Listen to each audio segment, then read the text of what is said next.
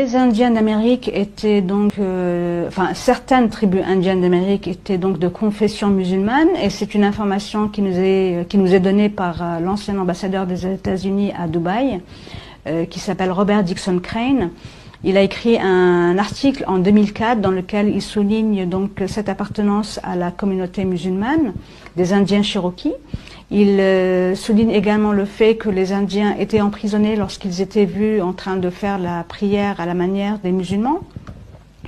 Ils jeûnaient durant le mois de Ramadan et ils ont même instauré dans l'Indiana, donc au nord des États-Unis, sur les terres du grand oncle de l'ambassadeur américain, donc un lieu dans lequel ils pratiquaient le pèlerinage, ou du moins symboliquement ils reprenaient le tawaf sur le continent américain parce qu'ils ne pouvaient pas se déplacer vers la péninsule arabique.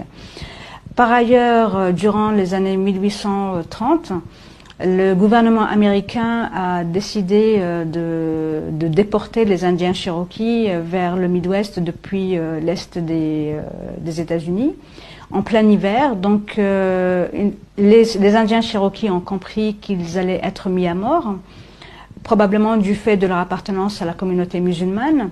Donc une partie a fui vers le nord. Une seconde partie est morte en cours de route parce qu'il faisait extrêmement froid, et une troisième partie est arrivée à destination.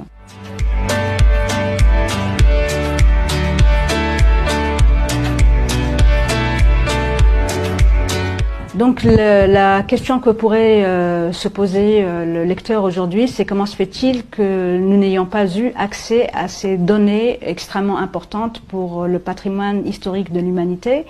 Ben, c'est tout à fait simple. Déjà, les arabo-musulmans avaient été chassés d'Espagne lors de la chute, dès la chute de Grenade.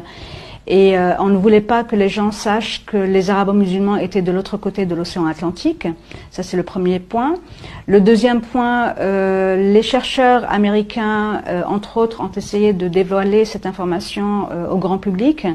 Ils ont été menacés par les milieux académiques d'être licenciés, et même les robinets financiers fermés si jamais ils dévoilaient la moindre information par rapport à cela.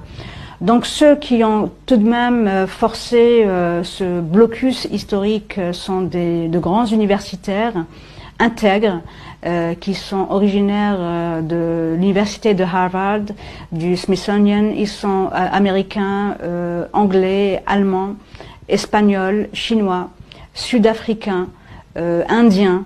Ils sont vraiment de différentes origines. Mais en ce qui concerne les Américains, il y avait Cyrus Gordon, qui était un savant, linguiste et spécialiste d'archéologie. Il y avait également Barry Feld de Harvard, qui lui a été à la source de la découverte donc du nom de Muhammad Nabiullah, écrit en lettres koufiques dans l'état du Nevada. Et un certain nombre d'autres, tels Alexander von Wittnow, qui est allemand, et qui a justement consacré le premier chapitre de son livre à cette dictature qui régnait dans le milieu universitaire américain, entre autres. Alors...